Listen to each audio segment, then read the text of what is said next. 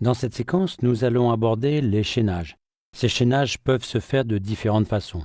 Dans cette mise en page, je souhaiterais que le texte démarre ici, se poursuive dans cette colonne, dans ce bloc déjà créé, puis dans cette colonne, exactement dans le bloc déjà créé, puis enfin dans cette colonne.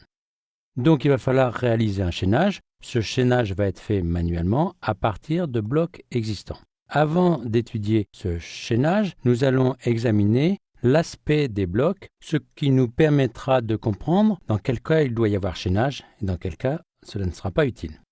Pour voir ces blocs, je vais afficher un calque que j'avais masqué et je vais passer dans le mode écran aperçu. Ici, j'ai 3 blocs, je vais les sélectionner et activer l'outil flèche blanche. Je vais zoomer pour mieux observer ce qu'il y a. Ce premier bloc comporte 2 cases blanches. Ces cases s'appellent le port d'entrée pour celui-ci, le port de sortie pour celui-ci. Quand ces 2 ports sont blancs, ça veut dire qu'on voit la totalité du texte ou qu'il n'y a pas de texte. Ici, dans ce bloc, il n'y a pas de texte.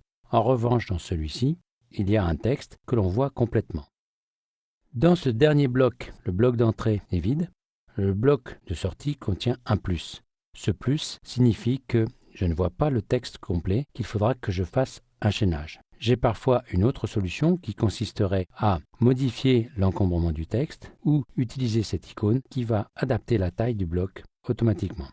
Examinons maintenant ces 2 blocs. Ces 2 blocs, pour le premier, a un port d'entrée qui est vide, un port de sortie qui comporte un petit triangle. Le second a un port d'entrée qui comporte un petit triangle. Et comme ces 2 triangles sont liés par un trait, cela veut dire que ce texte est la suite du précédent. Ici, le port de sortie est vide, donc il n'y a pas de suite. Donc ici, il y a eu un chaînage. Ce chaînage a été visualisé grâce à la commande du menu Affichage, Extra, afficher le chaînage du texte qui, ici, est basculé en masqué puisque le chaînage est visible. Je vais revenir maintenant au document et nous allons réaliser ce chaînage. Ici, port d'entrée et port de sortie sont vides puisqu'il n'y a pas encore de texte. Si je veux chaîner le texte, je vais cliquer dans ce port de sortie. Vous voyez que j'ai une petite icône de placement qui me permettrait éventuellement de créer un bloc. Dans ce cas, le chaînage s'effectuerait de ce bloc vers celui que je dessinerai. Je vais plutôt me rendre ici. Cette fois-ci, comme un bloc est présent, un maillon m'indique qu'il va y avoir un chaînage. Si je clique, le chaînage s'effectue et je vois le lien entre les 2 éléments. Maintenant, je dois réaliser le chaînage de ce bloc vers celui-ci, puis vers celui-ci.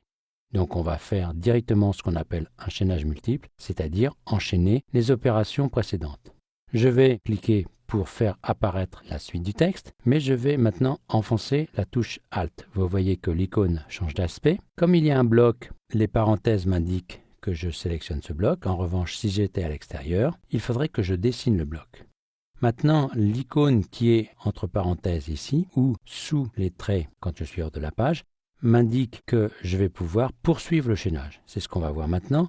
Je clique. Vous voyez que j'ai conservé l'outil chaînage. Je peux maintenant cliquer ici. Si j'ai toujours la touche Alt qui est maintenue enfoncée, si je relâche cette touche, je retrouve le maillon. Donc comme je n'ai plus d'autres chaînages à faire par la suite, je peux cliquer sans enfoncer la touche Alt.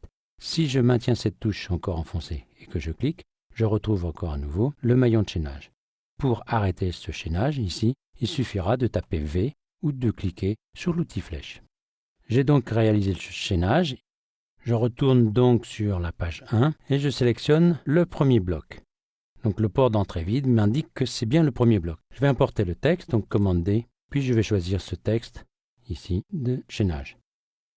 J'ai le curseur de placement. Vous remarquerez qu'il est muni de parenthèses puisqu'il y a un bloc présent. En revanche, si je me place à l'extérieur, il n'y a pas de parenthèses. Donc je vais cliquer sur ce bloc. Automatiquement, le chaînage va être fait. On peut aller le contrôler sur les pages suivantes. Nous allons maintenant, avec ce document, examiner une autre méthode de chaînage, puisqu'ici, le texte est déjà placé. Donc, elle a été placée dans un bloc qui a été dessiné au moment de l'importation. Je vais cliquer ici, donc pour démarrer le chaînage. Ici, il y a un bloc présent, le maillon me l'indique. Par Alt-clic, je vais faire venir le texte ici. Comme j'ai enfoncé la touche Alt, je garde la main. Vous voyez que quand je descends ici, je vois qu'il y a un bloc. Je clique pour placer. Et ici, je vais mettre la fin du texte sur ce bloc. S'il n'y avait pas eu de bloc, j'aurais pu, tout en effectuant ce chaînage, avec la touche Alt enfoncée, dessiner les différents blocs directement. Quand vous démarrez une mise en page et que vous lancez la commande de gestion du document, donc de configuration du document, si vous cochez cette option bloc de texte type, vous aurez automatiquement un chaînage automatique réalisé entre les différentes pages. Pour terminer cette notion de placement et de chaînage, on va examiner les différentes icônes que l'on peut rencontrer quand on place du texte. Cette première icône indique qu'il faudra créer un bloc, on aura un placement unique.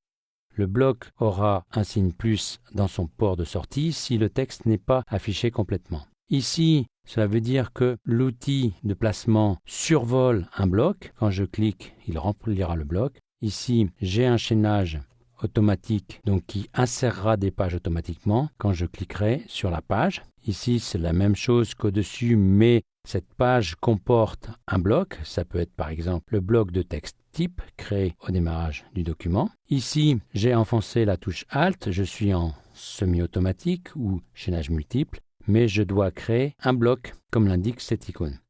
Là, le bloc est présent. Je suis toujours en chaînage multiple ou semi-automatique. Ici, on a un chaînage automatique, mais comme j'enfonce les touches Alt et majuscule, la touche majuscule ajoutée empêchera l'ajout de pages. Dernière possibilité, on a un remplissage dans un bloc actif puisque les parenthèses l'indiquent et il n'y aura pas d'ajout de page. Je vous laisse regarder ce tableau et je vous retrouve dans une prochaine séquence pour vous montrer d'autres options.